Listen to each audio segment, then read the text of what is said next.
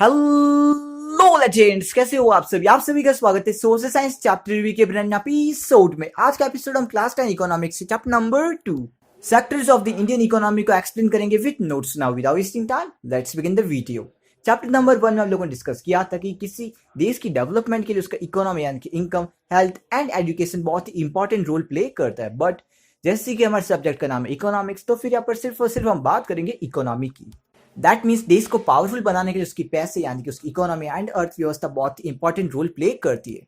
But उस economy को powerful बनाए रखने के लिए भी बहुत सारे लोग हेल्प करते हैं, यानी कि कुछ सेक्टर्स हेल्पफुल रहते हैं। एंड इस चैप्टर में हम उन लोगों के बारे में ही बात करेंगे, यानी कि उन सेक्टर्स के बारे में बात करेंगे। हमारी इंडियन इकोनॉमी 7 सेक्टर्स में डिवाइड हो सकती है। उनमें भी अलग अलग ग्रुप है। मेजर ग्रुप है primary, secondary and tertiary sector का, एंड उसके बाद में public and private, and then organised and unorganised. ये है वो 7 सेक्टर्स। अब इसके बाद में एक टर्म आता है NSSO, यानी कि नेशनल सैंपल सर्वे ऑर्गेनाइजेशन। इसका ज़्यादा इंपॉर्टेंस नहीं है, बस इसका फुल फॉर्म आप लोग याद रख लेना। ये मिनिस्ट्री ऑफ स्टैटिस्टिक्स के अंडर आता है एंड ये काम क्या करता है, इकोनॉमी के बारे में बातचीत करता है। ये इतना इंपॉर्टेंट नहीं है, बस इसका फुल फॉर्म आप लोग याद रख लेना। अब चलो हम एक एक करके हम बात करते हैं इन सेक्टर्स के बारे में। पहला तो है प्राइमरी सेक्टर। जैसे कि कोई भी इनिशियल पॉइंट होता है ना, वैसे ही प्राइमरी सेक्टर भी इनिशियल पॉइंट पे काम करता है, यानी कि रॉ मटेरियल्स को प्रोड्यूस करता है। जैसे कि एग्रीकल्चर, फिशिंग, माइनिंग, ये सब काम इसी के अंडर ही आते हैं। इसीलिए इसको एक और नाम दिया गया है एग्रीकल्चर एंड रिलेटेड इंडस्ट्री, या फिर बोल तो एग्रीकल्चर एंड रिलेटेड सेक्टर। चलो पहला सेक्टर तो हो गया। अब दूसरे सेक्टर की बात करते हैं, उसका नाम है सेकेंडरी सेक्टर। इसका काम क्या होता है, जो रॉ मटेरियल होता है ना, उसको ये मैन्युफैक्चर एंड फिनिश्ड गुड बना देता है। फॉर एग्जाम्पल जो गेहूं आता है ना, उसको ये फाइनली अपने बना देता है आटे के रूप में। यानी कि आप समझ गए, इसका काम क्या करना है, मैन्युफैक्चर करना, इसलिए इसको बोलते हैं हम इंडस्ट्रियल सेक्टर। इसके बाद में तीसरा सेक्टर यानी कि दी टेरिशियरी सेक्टर या टर्शियरी सेक्टर भी बोलते होंगे आप लोग। ये कोई कामकाज नहीं करता, यानी कि ना तो कुछ प्रोड्यूस करता ना ही मैन्युफैक्चर करता। इसका सिंपल काम है सप्लाई करना, यानी कि सर्विसेज देना। इसी की वजह से इसको हम सर्विस सेक्टर भी कहते हैं। ये सिंपली जो भी प्रोडक्ट होता है उनको आगे से आगे पहुंचाता है, यानी कि ट्रांसपोर्टेशन इसके अंडर आता है। ये प्राइमरी एंड सेकेंडरी की बहुत हेल्प करता है, यानी कि बहुत ही हेल्पफुल सेक्टर कह सकते हो आप लोग। वैसे तो ये तीनों सेक्टर अलग अलग काम करते हैं, यानी कि सबकी इनकी प्रोडक्शन अलग अलग होगी, टोटल प्रोडक्शन अलग होगी। बट ये सब क्या होता है, at the end of the year in सब की प्रोडक्शन को सम ऑफ कर देते हैं, एंड जो सम निकलता है वही होता है GDP of the country. GDP यानी कि ग्रॉस डोमेस्टिक प्रोडक्ट, जो कि आपने क्लास 9 में पढ़ा होगा। नहीं पढ़ा तो भी कोई बात नहीं, बस थोड़ा सा पता होना चाहिए ग्रॉस डोमेस्टिक प्रोडक्ट के बारे में। क्या आपको पता है आज के टाइम में जितने भी डेवलप्ड कंट्रीज हैं ना, वो एक जमाने में अपने इनिशियल पॉइंट में प्राइमरी सेक्टर पे ही डिपेंड करते हैं। दैट मीन्स जो खेतीबाड़ी का काम होता है ना, उसी पर ही ज्यादा डिपेंड किया करते थे। जैसे कि अपनी कंट्री, उसमें भी एग्रीकल्चर को बहुत ही इंपॉर्टेंस दिया जाता है, तभी तो उसे बैकबोन ऑफ द इकोनॉमी भी कहा जाता है। दैट मीन्स हर कोई पहले प्राइमरी सेक्टर पे ही डिपेंड करता था। उसके बाद में इंडस्ट्रियलाइजेशन आई, फिर क्या हो, नई नई फैक्ट्रीज आई, तो फिर लोगों ने सोचा कि यहाँ पर काम थोड़ा कम करना पड़ेगा, चलो हम फैक्ट्रीज में जाते हैं, यानी कि वो फैक्ट्रीज पे डिपेंड होना लगे। दैट मीन्स सेकेंडरी सेक्टर अपनी पावर में आ गया। ये तो ठीक है, पहले प्राइमरी सेक्टर फिर सेकेंडरी सेक्टर, लेकिन कुछ 100 साल पहले ही यानी कि टर्शियरी सेक्टर आ चुका, तभी हमको सडन शिफ्ट देखने को मिला secondary to tertiary. Just like other developed countries, हमारे में प्राइमरी सेक्टर को बहुत ही इंपॉर्टेंस दी जाती थी, लेकिन टर्शियरी सेक्टर को आते ही उसने सबको रिप्लेस कर दिया, एंड वो बहुत ही मोस्ट प्रोड्यूसिंग सेक्टर बन चुका है। यानी यहाँ पर बहुत सारे पैसे यहाँ पर मिल सकते हैं आपको। एंड इसकी इंपॉर्टेंस के पीछे कुछ रीजन है जो कि आपको क्वेश्चन में पूछ सकते हैं कि why tertiary sector is important nowadays. यहाँ पर ये 4 पॉइंट्स आप लोगों के लिए लिखे गए, इन्हें आप रीड आउट कर सकते हो। समझ में आए तो अच्छी बात है, नहीं समझ में आए तो कोई नहीं, पूछ लेना, ठीक है। इसमें ज़्यादा कोई टफ लैंग्वेज में नहीं लिखा हुआ है, सिंपल लैंग्वेज ही है।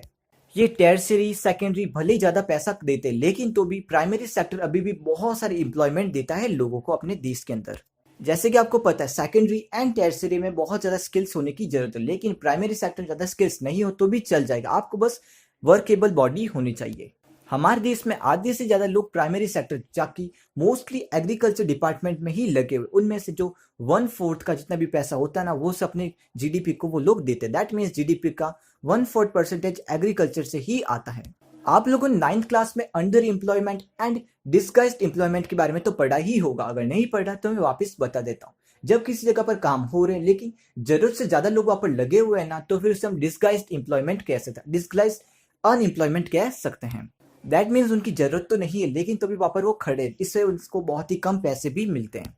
इन लोगों को बहुत कम पैसे मिलते हैं, इसलिए इनको अंडर एम्प्लॉयड भी कह सकते हो, या फिर दूसरा नाम तो डिस्गाइज्ड एम्प्लॉयमेंट ही है, डिस्गाइज्ड अनएम्प्लॉयमेंट। ठीक है, अब ऐसे लोगों का क्या करना जिनके पास में जॉब नहीं है। मेन आपको रीजन बताऊं लोग के पास जॉब क्यों नहीं है, वो अनएम्प्लॉयमेंट क्यों बढ़ा रहे, क्यों? क्योंकि उन लोगों को क्या चाहिए, गवर्नमेंट जॉब, यानी कि सरकारी नौकरी सबको चाहिए। जिनको नहीं मिलती वो कहते कि भाई हमारे पास नौकरी नहीं है, देश में कोई काम ही नहीं मिलता, वो बस खुद तो कुछ कर नहीं सकते, देश को बदनाम करते हैं। तो हमारे गवर्नमेंट ने उन लोगों के लिए भी ध्यान रखा है। उन्होंने कहा कि चलो आप क्या करोगे, जो सेमी रूरल एरियाज जहाँ पर ज़्यादा गांव भी नहीं ज़्यादा शहर भी नहीं, वहाँ पर आप इंडस्ट्रीज खड़ी करो, यहाँ पर लोगों को काम दो। आप अगर छोटी मोटी इंडस्ट्री या फिर छोटी मोटी दुकान भी खोलते हो, यहाँ पर बहुत सारे लोगों को एम्प्लॉयमेंट मिलेगी। एंड ये जो अनएम्प्लॉयमेंट लोग हैं ना, ये लोग अपनी नौकरी क्यों नहीं हासिल कर पाते, क्योंकि ये तो पढ़ते तो है नहीं। लगभग डेटा के हिसाब से बस 51% पॉपुलेशन ही स्कूल जाती है, फिर अलग इंस्टीट्यूशन पे ही जाती है।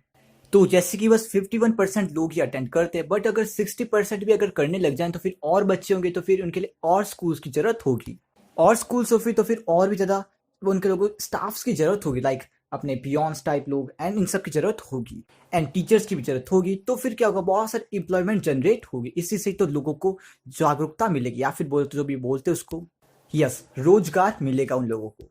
एक नीति आयोग है, उसने कहा कि अगर ऐसा कुछ हो जाए ना तो फिर लगभग 50 लाख जॉब्स तो आपको स्कूल डिपार्टमेंट में ही देखने को मिलेगी। एंड उसी नीति आयोग ने ये भी कहा कि अगर आप टूरिज्म को ज़्यादा प्रमोट करोगे तो फिर लगभग 35 लाख जॉब्स तो इससे से ही मिल जाएगी, यानी कि 35 लाख लोगों को उनकी जॉब मिल जाएगी। बट हमारी गवर्नमेंट इतनी अच्छी कि भाई जो लोग पढ़ाई लिखाई नहीं करते उन लोगों के लिए उन लोगों ने किया क्या, right to work, that is लगभग 625 डिस्ट्रिक्ट्स ऑफ इंडिया में उन लोगों ने कहा है कि लगभग 100 दिन का आपको आप रोजगार देंगे, जिसे बोलते हैं नरेगा, या फिर Mahatma Gandhi national rural employment act, जो कि साल 2005 में लागू हुआ था। इसके हिसाब से गांव में रहने वाले हर एक इंसान को लगभग साल में 100 दिन तो आपको काम मिलेगा ही मिलेगा। अब चलो हम बाकी सेक्टर्स के बारे में भी बात कर लेते हैं। नेक्स्ट है ऑर्गेनाइज सेक्टर, दैट मीन्स इसमें सब कुछ ऑर्गेनाइज्ड होगा, दैट मीन्स 9 से 5 की जॉब होगी, यहाँ पर सारे रूल्स एंड रेगुलेशंस बनेंगे, एंड आपकी जॉब कोई भी छीन नहीं सकता। यहाँ पर सैनिटेशन की भी अच्छी तरह से जरूरत रखी जाएगी, अच्छा पानी भी आपको मिलेगा सब। बट इसके ऑपोजिट अनऑर्गेनाइज सेक्टर, यहाँ पर कुछ भी रूल्स एंड रेगुलेशंस नहीं होंगे, जहाँ पर उनकी मर्जी होगी वहाँ तक आपको काम कराएंगे, एंड टाइम भी उनके हिसाब से ही होगा, एंड यहाँ पर पैसे भी बहुत कम मिलेंगे, एंड आपको कभी भी चाहे तो हटा सकते हैं। इंडिया के जितने भी रूरल एरियाज यानी कि गांव वाले इलाके, वहाँ पर लगभग 80% लोग तो फार्मर में ही करते हैं, यानी कि खेती बाड़ी का काम ही करते हैं। इसीलिए गांव के इलाके में जो भी अनऑर्गेनाइज्ड काम होता है ना, वो सब मोस्टली इन चीज़ों के अंडर ही रहता है, यानी कि खेती बाड़ी का काम करना या फिर किसी छोटी सी इंडस्ट्री में काम करना, ये सब क्या होता है, अनऑर्गेनाइज्ड होता है, इनमें कोई रूल्स एंड रेगुलेशंस नहीं होते हैं। एंड पब्लिक सेक्टर क्या होता है, जहाँ पर भी गवर्नमेंट अपनी जॉब्स प्रोवाइड करवाती है, जैसे कि टीचर, अपने पुलिसमैन, या फिर जो सब, ये सब किसके अंदर आते हैं, पब्लिक सेक्टर के अंदर, यानी कि जो भी गवर्नमेंट कराती है ना वो सब पब्लिक के अंदर आता है। And last private sector, that means आम आदमी जो कि थोड़ा सा अमीर है ना, वो खुद की अपनी जॉब्स खोल देता है, यानी कि जैसे कि बड़े बड़े बिजनेस होते हैं ना, ये सब प्राइवेट सेक्टर के अंडर आते हैं। एंड इनके कुछ एग्जाम्पल्स यहाँ पर लिखे हुए हैं, एंड इसी के साथ ये बड़ा सा चैप्टर ओवर होता है। कोई भी डाउट हो, कोई भी क्वेरी हो, कुछ भी हो, आप क्वेश्चन पूछ सकते हो इन दी कमेंट सेक्शन। सो ये चैप्टर ओवर होता है, एंड आई गेस आपको सब कुछ समझ में आ चुका होगा। सो गुड बाय लेजेंड्स, मिलते हैं अगले एपिसोड में, तब तक के लिए